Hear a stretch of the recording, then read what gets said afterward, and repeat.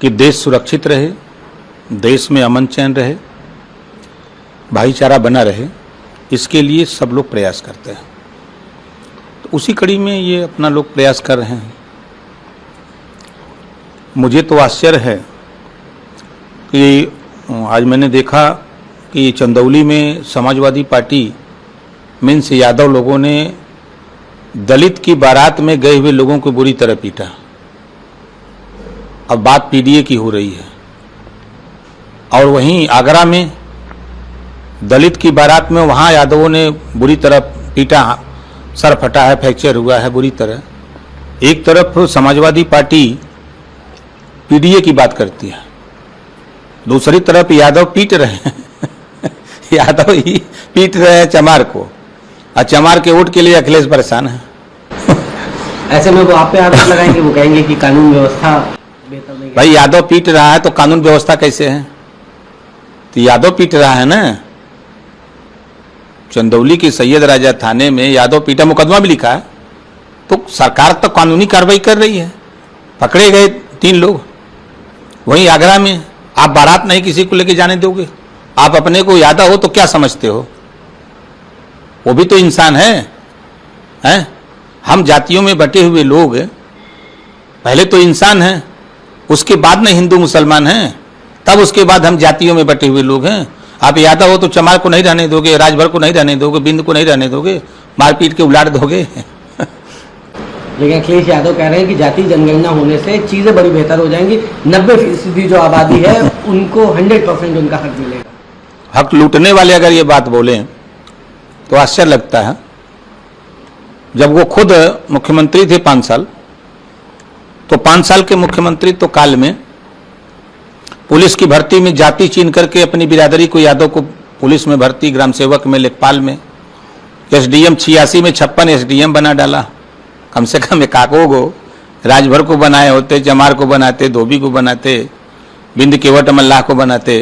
जो अगर पीडीए की बात करते हो तो ये दलित पिछड़ा अल्पसंख्यक को बनाते।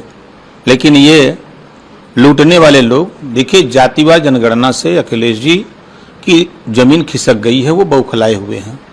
मैं तो देख रहा हूं जिसके पास 10 वोट भी दिलाने की कुव्वत नहीं है, ऐसे लोगों को बुला बुला के अपने यहाँ, जिस दिन से जातिवाद जनगणना शुरू हुई है, अपने यहाँ ऑफिस में बुला करके प्रेस वार्ता कर रहे हैं। और मजे की बात तो मैंने वीडियो देखा कि जो लोग आ रहे हैं उनको 5-5, 6-6 को पूड़ी, मिठाई, 1-1 लड्डू और 1-1 रुपया पैकेट में दिया जा रहा है।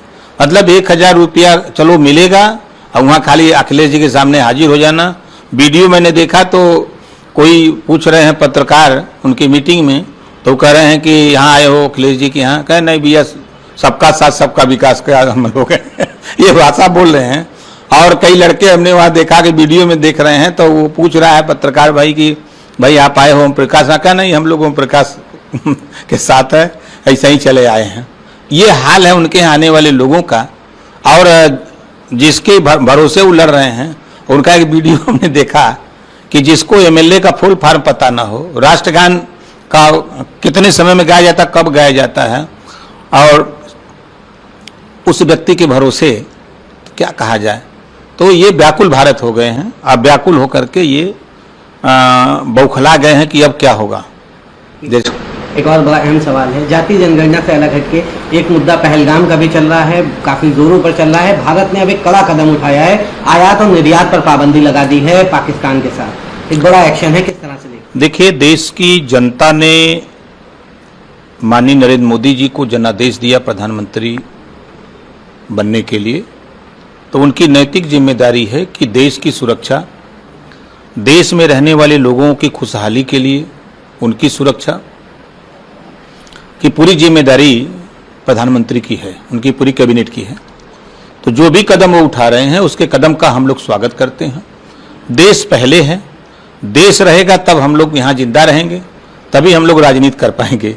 इस नाते हमारी पार्टी का, हमारे नेताओं का मानना है कि जो कदम उठाया जा रहा है वो कदम देश हित में है।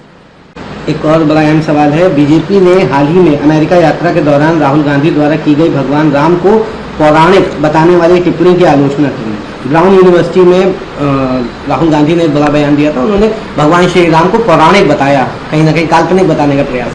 देखिए, जब जब राहुल जी विदेश जाते हैं तब तब वो भारत को कटघरे में खड़ा करते हैं। उनका इतिहास है, जब जब वो जाते हैं तब तब ऐसा करते हैं। तो उनको नोटिस में हम लोग नहीं लेते हैं। हम लोग ये मान गए हैं कि वो जब विदेश जाएंगे तो कुछ न कुछ सगुफा छोड़ देते हैं चर्चा में बने रहने के लिए।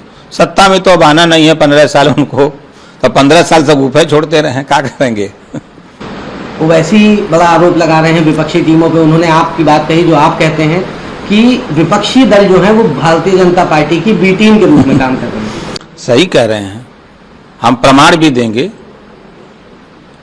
पहला प्रमाण, हम जब इंडिया गठबंधन बना तो मायावती जी को लेने की बात कांग्रेस ने पहल की, तो अखिलेश जी ने कहा कि वो आएंगे तो हम निकल जाएंगे। मतलब ये गठबंधन मजबूत ना हो, कमजोर रहे और माननीय नरेंद्र मोदी जी प्रधानमंत्री बने, ये मंशा अखिलेश जी की एकदम सामने। अब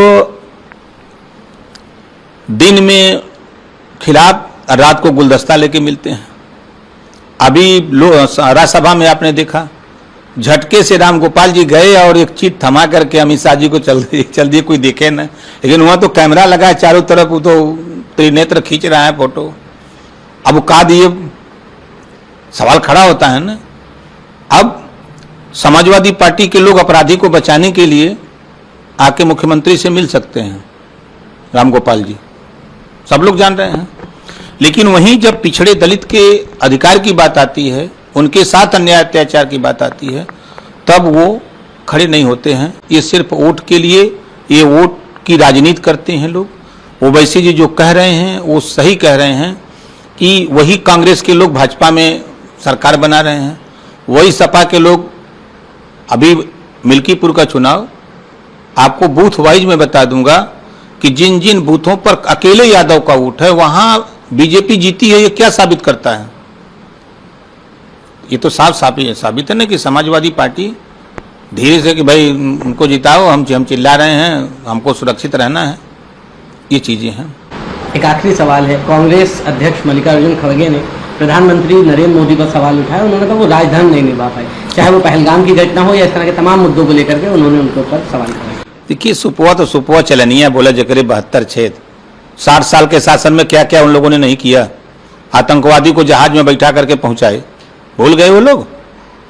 उनके जमाने में उठा के देखें, जहां देखो तहां दंगा कर्फ्यू लगते थे। आज मोदी जी के राज में बड़े पैमाने पर, हम तो यूपी में हैं, यूपी में आप देखिए, देश में अगर उठा के देखिए तो छिटपुट घटनाओं को छोड़ दीजिए, तो जो उनके जमाने में अगर 100 कर्फ्यू लगते थे तो आज के समय में वो 1% रह गया है। 99% सुधार आया है। ये उनको नहीं दिखाई देता है। वो अपने शासनकाल को देखें, उनके शासनकाल में पिछड़े दलित अल्पसंख्यक राजनीति से कहां कोसों दूर थे, और आज मोदी जी के राज में ओम प्रकाश राजभर लखनऊ, अनुप्रिया पटेल लखनऊ, दारा चौहान लखनऊ, केशव मौर्य लखनऊ, ये मंत्री बन करके समाज का भला कर रहे हैं। और उनके राज में क्या था? पता ही नहीं था। कांग्रेस के राज में पता ही नहीं था कि हम लोग किस दिशा में जाएं। तो यहाँ सबका साथ सबका विकास की बात हो रही है, सबके अधिकार की बात हो रही है, और सभी लोग अमन चैन से हैं, खुशहाल हैं। कोई भी कानून अपने हाथ में लेने की कोशिश कर रहा है तो कानून उसके साथ मजबूती से काम भी कर रहा है।